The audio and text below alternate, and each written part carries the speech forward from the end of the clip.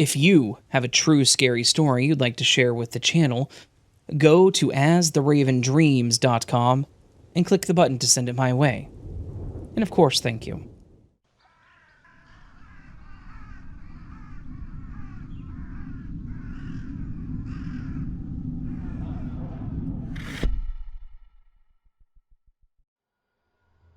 My girlfriend and I did a cross-country road trip around 10 years ago, and eventually made it to Florida where my dad was living at the time. While my dad was at work, we would hop in the car and go sightseeing every chance we got. My dad lived in the Tampa area, and there was plenty to see and do within a couple of hours of the house. Beautiful beaches, crystal clear rivers with manatees swimming about, palm trees, tropical plants, and lots of things that were new to us as we come from the opposite corner of the country, all the way up in the Pacific Northwest. One day we decided to drive from the coast, where my dad lived, to the east. It was a part of Florida that we hadn't seen yet, and we were eager to see some of inland Florida. We weren't disappointed, as we found ourselves driving through some really nice green rolling hills with cattle ranches, giant old oak trees with moss hanging from the branches, and country roads that went on forever. I'd been driving for a while and wanted to take a break so I could be the passenger, and just stare out the window, taking it all in. So my girlfriend took over the driving for the time being. Eventually we would decide to stop for a bathroom break, and I would drive the rest of the trip back to my dad's place. We were keeping our eyes open for a good place to stop when we saw a sign that indicated there was a park up ahead. We pulled into the parking lot, parked the car, and headed towards the bathrooms. This was a big park with lots of grass. It really was a beautiful spot.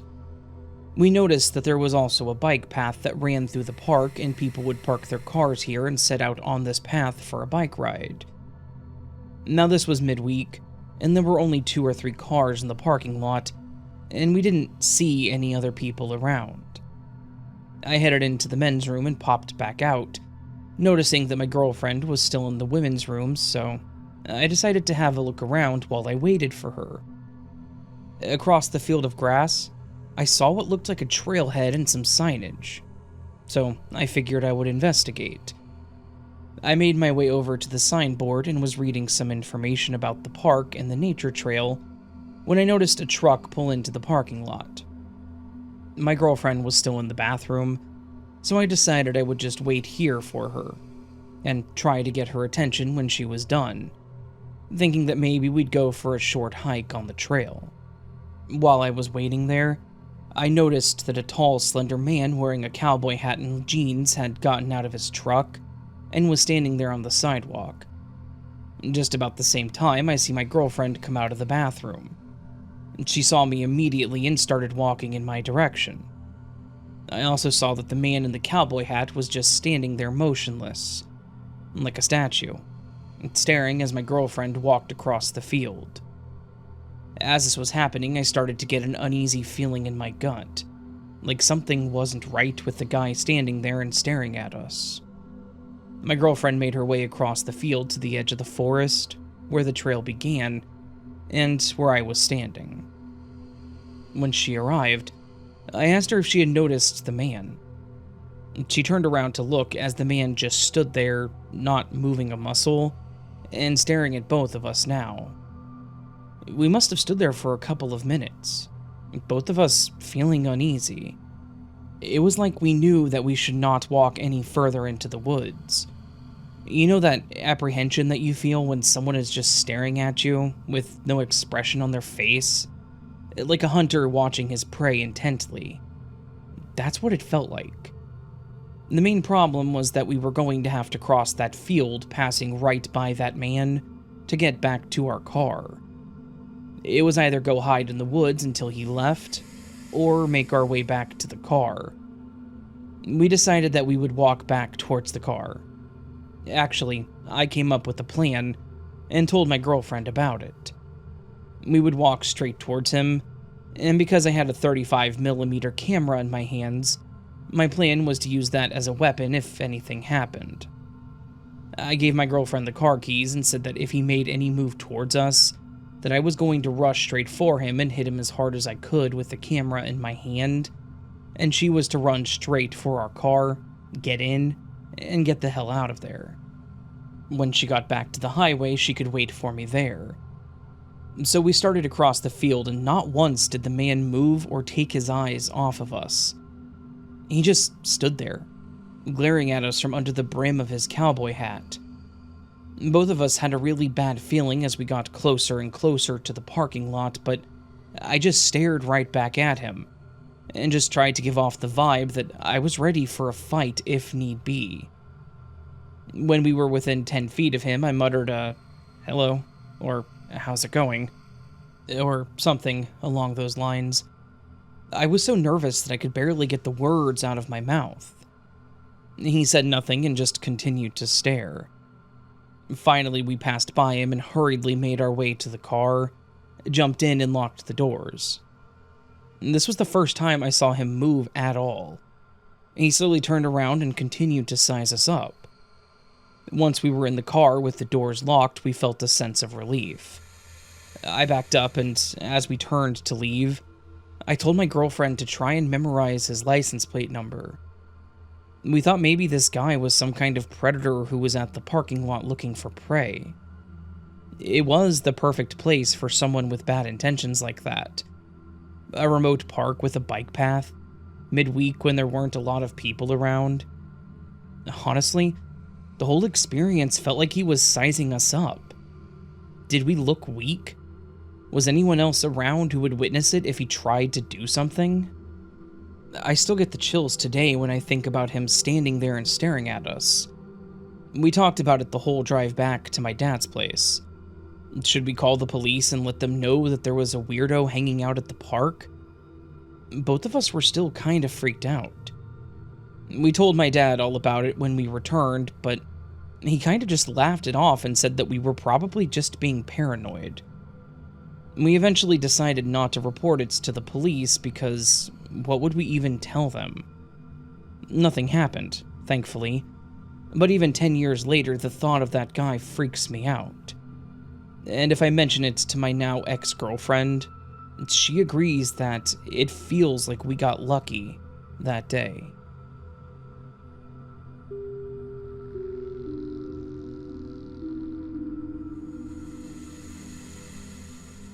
Hey Raven, longtime listener, first-time poster. Recently there was a post regarding creepy coworkers reminding me that I had a creepy coworker, and I could share that story since I feel like the rest of my stories are quite frankly too short to share. When I was 15, I needed to get a job. This was because I had lost my parents' very expensive camera. I had gone to several places to try to get a job, and I was too young for most of them, even though online it was a different story. I ended up getting a job at a popular pizza place near my home. It didn't pay much, but it was something. Well, I worked there for a couple of months before they introduced a guy named Jesus to the team. He was a smaller Hispanic man. Still taller than me, as my height and body build often made people think I was significantly younger than I was, along with my mannerisms regarding how I treat people. I'm a very trusting person. As long as I'm not given any reason not to trust you, I will trust you. Jesus seemed to have an interest in me right from the get-go, which I didn't much care. It wasn't a big deal, and I had had plenty of pursuers before. About 3 days before we met, Jesus approached me. Hey, I think you're really cute. Can I have your number and perhaps go on a date with you? Well, my family had a rule that I couldn't date until I was 16, as it was a part of our religious beliefs. I would be turning 16 in about a month, so my response was, my family has a rule that I can't date until I'm 16. I turned 16 on April 5th. How old are you? Jesus said, oh, I'm 17. I'll be turning 18 about a week after you turn 16.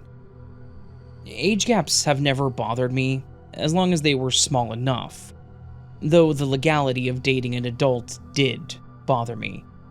So I offered him my number and said that we could probably go on one date, and that was it.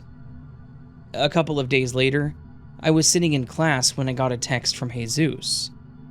He asked what I was doing, so I explained that I was in class. We went back and forth for a bit, him revealing that he wasn't in school anymore and me just being confused. A lot of the things he said didn't add up to the age he said he was. So I brushed it aside as high school dropout, as they are rather common. It wasn't until he called me baby that my red flags started flying. I felt rather offended even.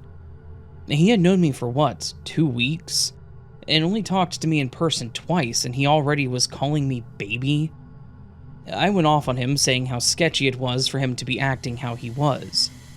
Flirting with the 15-year-old even though he knew he was turning 18 soon, even if that was the truth. Which it wasn't, as minors in my workplace always had an M next to their name and Jesus did not. And how I was not going to go by baby to anyone I had just met. He stopped contacting me and my mom called me in later that night, as I had forgotten to tell her, but it was a habit of hers to make sure I wasn't talking to any bad people. She praised me for taking the action I did, and contacted my boss about Jesus. My boss immediately said that if he made any further advances, to tell him and they would talk to the police if necessary. I never did see Jesus again, and I hope that other young girls are able to be just as sharp as I was.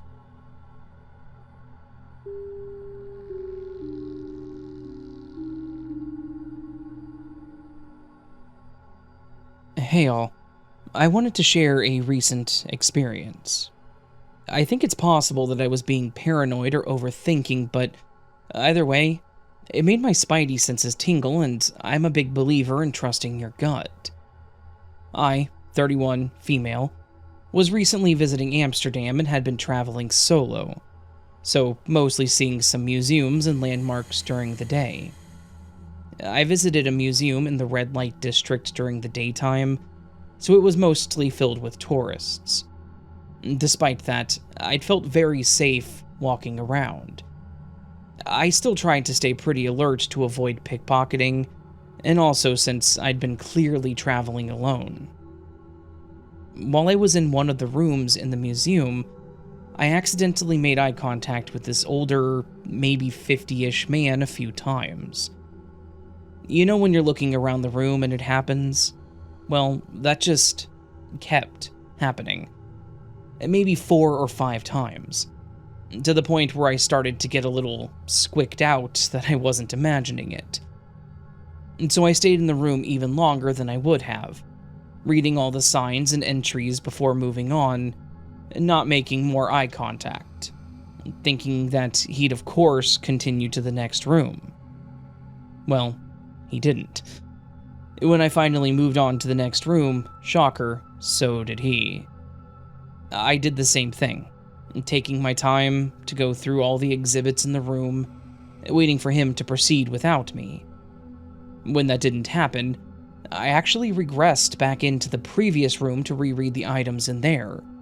Again, just thinking that he would move on and then I could relax and enjoy the museum. So, now I go back into the next room, thinking surely he will be gone. And he's not. And we make eye contact again. Crap.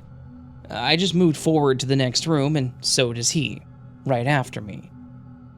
At this point, I'm kind of freaking out internally. I'm alone and creeped out, but he hasn't really done anything to me, you know? I continue to read the signs in the room, and I notice that he moves into the next room, without me. I'm initially pumped, but as I'm moving around the room between the signs, I can see him standing right by the entrance to the room that I would be entering next. Just standing there. It's hard to explain, but he had turned around, and I managed to end up in a corner of my room where there was no way for him to see me from his vantage point. So I stayed there extra long reading the entry. After a few minutes, he actually came back into the room that I was in, and immediately looked over at me again, making eye contact. That was enough for me. At that point, he could probably tell, I think, that I was very aware of him, and it seemed to me that he tried to play it off nonchalantly that he had re-entered the room. And so he walked over to some of the other signs on the opposite wall. I took that chance to progress through the museum, lose myself in the other groups ahead, and exit as quickly as possible, looking back to make sure he wasn't following me. I am glad that nothing happened, and that I wasn't followed, but I'm also a little bummed that I didn't actually get to enjoy the museum, and missed out on a lot of it. Consider subscribing to the channel today, and your next D6 roll will automatically be a +1. Guaranteed. Hello, dear people of Reddit. I would like to share a creepy story of mine that has been bugging and making me paranoid for quite some time now. Just to clarify, I am a male, and this happened to me when I was 16 in May. It was just another regular day at school. I had just exited my bus and began walking home. The path's not that long, so it only takes me about 12 minutes to get home. I kept walking as usual, and nothing seemed out of the ordinary. At some point, there is a very narrow road that leads between two buildings, so cars have to squeeze between them. I always walk on the edge of the road so the cars can easily pass me. There was this one car that I hadn't seen around my area before. I didn't see it, I just heard it behind me. As usual, I moved to the right side of the road so the car could pass. It did not. And that has happened before, so I thought the driver was just being careful since you could damage your car fairly easy. Again, there was a small opening, and I moved to the right, clearly signaling with my body language to the driver that he could pass me. He did not. He was just slowly driving behind me. At that point, I started getting paranoid. Something like this had never happened to me before, and the driver or the people in the car clearly wanted something from me. Just to clarify, there wasn't a single other person or car nearby. I quickened my pace. I eventually exited the narrow road and came upon an opening. It's possible to either turn left or right, but drivers could also turn around on the same road and go back the way they came. I walked on the right road, and at that point, I heard a shout behind me. It was a male voice, and he said, "Hey!" in an angry and rude voice. I did not turn around. I just kept speed walking. The weirdest thing came next. The car had turned around and driven back to the narrow road.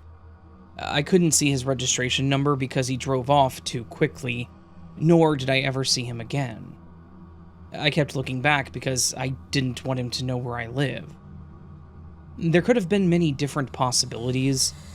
Maybe he was a friend of mine and just wanted to say hello, but if he was, he would not have shouted at me like that. Another theory is that he wanted to ask me for directions, and that has happened to me before, but people were always very friendly. I want to have this one as an actual explanation. On a darker note, that could have been an attempted robbery, or even worse, a kidnapping. I don't know. Am I being paranoid? I just want to find a good explanation for this.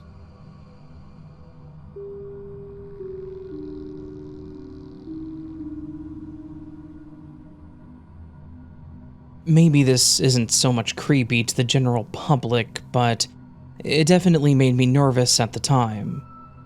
When I was 12 years old, in 2007, I was home alone babysitting with my two younger siblings while my parents were out at an event. It was summertime, so it stayed light out for a while into the evening. Just as it was starting to get dark, I went to the kitchen to make a bowl of popcorn to watch a movie with my brother and sister. When I looked out the kitchen window, I saw that there was a car parked hiding in the tree line of our yard. For context, we live in a fairly rural place, and we rarely had people out our direction unless they lived down our gravel road. And we knew our neighbors' cars. This was a junky beater and the license plate had been taped over. It was not one of our neighbors. I was a kid who was pretty aware of my surroundings, and I decided to step back from the big kitchen window and go into the dark entryway hall to get a better look. There was just a single man sitting in it, staring directly at the house, with the lights off. Immediately, I locked the front and back door. I told my little brother and sister calmly to play in their rooms and to not come out until I came and got them for the movie night. I then went back to the kitchen to get my phone to call my mom, but she didn't answer. I watched him through the curtains sit in the dark tree line and just stare at the house for what felt like ages. Finally, someone drove down our road, and their headlights reflected off of the car. He started the engine, drove out of the trees, and booked it down the gravel. I was still very nervous and tried calling my mom again. No answer. So, for the rest of the time, I just played with my siblings in their room with the door shut and curtains pulled until my parents came home later that night. When I tried telling my parents what happened, they were convinced I was making it up, and that I was just being a dramatic kid. I swore up and down that I saw this car with blackened out plates in the tree line, and they weren't interested at all. I know I saw it, but I'm the only one who did. Maybe it was just a random guy who didn't know there were 3 young kids home alone, hiding for some reason, but I'm still glad that I locked all the doors.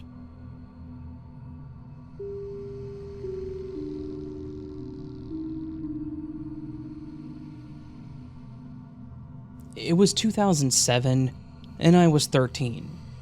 The new SmackDown vs. Raw WWE game had just come out, and I went into my small town on a Sunday morning to purchase it.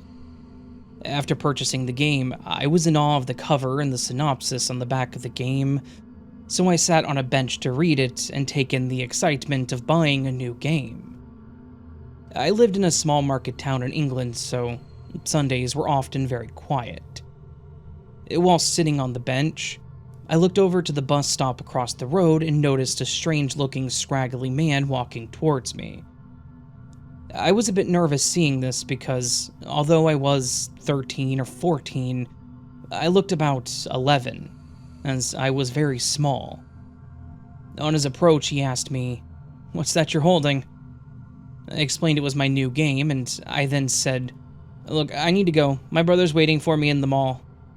Although he wasn't, I felt that I needed to say this. As I walked off, the man began to follow me, asking me my name and my age. I replied, Lee, which is a fake name, and told him my age. On entering the mall, I started walking quicker and quicker, but I didn't want to start running as, for some reason, I wanted to save face. He kept asking if I had a girlfriend, and as he got closer, I noticed he had a scar down his face and lots of jewelry on.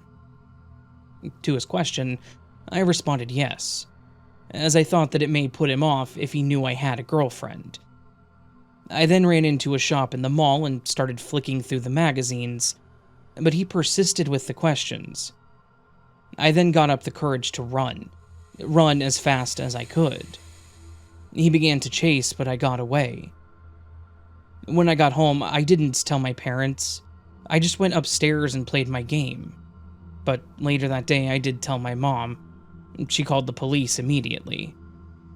I then had to go to a police station local to myself and tell them what happened, and pick him out of a number of photos the police had on a laptop. Apparently, this man had kidnapped and sexually assaulted many young boys. I was lucky enough, however, to escape. I later found out that he was given 8 years in prison after a couple of boys he assaulted came forward. However, my evidence was not enough.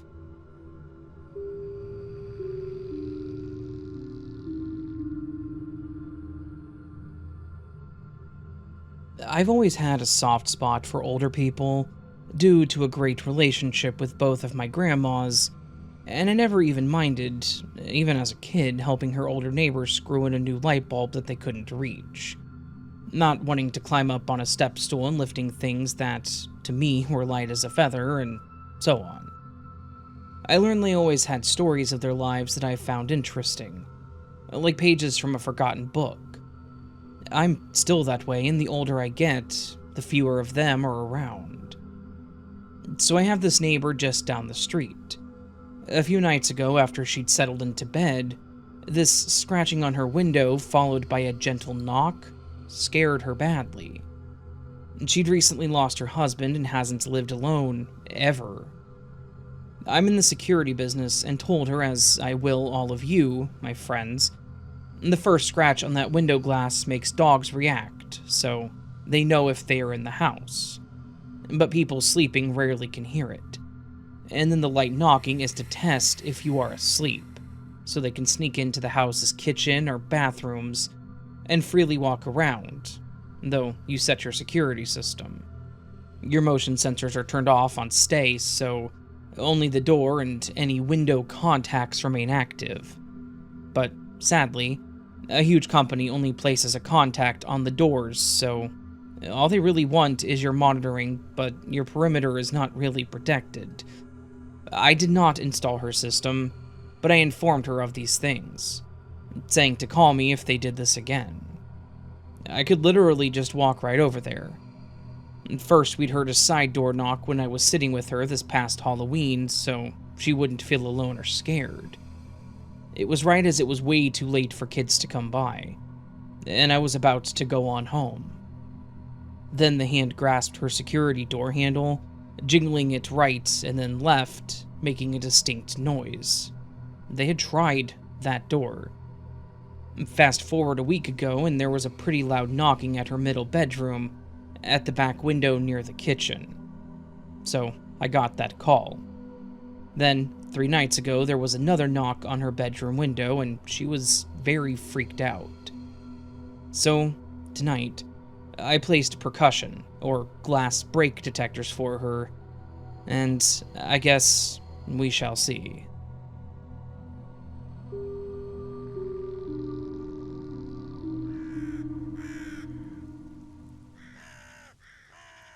So that, my friends, was a collection of some stalker / let's not meet / stranger / creepy encounters. As you all know from my recent poll, I struggled titling these, and for the most part you guys chose creepy encounters, but then the comments were telling me not to call them creepy encounters, so it was very confusing. I just changed it to stalker. I changed it to stalker and stranger encounters, apparently. Stalker and stranger encounters, I think that maybe that works. It's not scary stalker and stranger stories, it's not scary stalker stories, because not all stalkers, not all strangers, so I think stalker and stranger encounters works, maybe, I don't know, we'll see. Out here feeling like Travis from Fallout 4, like, maybe, I don't know, on to the music. Anyways, hopefully you guys all enjoyed these stories. These stories are always creepy. I guess that's kind of the point, right? They're always creepy, and they are always, to some extent, educational. Especially, like, the museum one, I think, was a good example. Being aware of your surroundings, seeing the person that's kind of just creeping on you and not stopping, and then, like, not letting your guard down around that person, walking out of the room, back into the room, going out of sight whenever he walks away, but you see him still standing there kind of thing, and seeing that he comes back. I think that was a great, honestly, edutainment level story for these kinds of collections. And that's just a really good one in my opinion. Being like completely and acutely aware of your surroundings and not letting your guard down and not letting that person get the jump on you, I guess. That's the wrong way to put it. I'm not saying the guy would have jumped on her and attacked her or anything. Maybe he was being creepy, admittedly, but that's the wrong way to put it, I think. So hopefully you all enjoyed these stories. If you did, please do hit the like button. If you're new to the channel and liked what you heard, please consider subscribing. If you want to, go ahead and leave a comment down below the video. I would appreciate that. That'd be awesome of you. You can also join Patreon or memberships, get early access to contents like this and other things. You can also do a super thanks, which is a tip to the channel. Listen on Apple Podcasts, on Spotify Podcasts, or over on things like Audible, just wherever. Yeah. I do want to mention that this video is the first video where I modified my macro in Audacity. Now, to some of you, what I just said means absolutely nothing. To those of you who sorry, I shook my watch, that's what that sound was. To those of you who mess with audio and post-processing, you know what a macro is probably in Audacity. So a macro is a series of filters and effects that go onto my voice. Now, my voice is natural. I don't, and I said this in my post, right? I don't use AI in my voice. I don't modify it heavily, which is provable by my live streams. I sound like this. Sometimes I go a little higher pitched, but I don't sound too much different. And after thinking about it, I realized it was time to kind of just play with my macro a little bit, kind of modify things, change the compressor I use, change the normalizer and such. So after doing so, I listened to it, and I think I have a good mix, and I'm a little louder, so I think that's a net positive, because some of the complaints I get on Spotify are that my voice is a little too quiet sometimes, so I think I'm heading in the right direction, is my point. So if you guys have any problems with the sounds, please let me know. I can modify it more, but I think it sounds good. Probably doesn't sound too different to you guys. I'm probably just insane and overthink things. All that said, friends, I hope you have a beautiful day and a gorgeous week. I hope I do see you again here very soon. But until then, remember that you are loved, that you are valid, that you are important, and that you're the best you that you can be. Don't forget it. Don't let anyone tell you otherwise. And until next time, my friends, much love, and sleep well.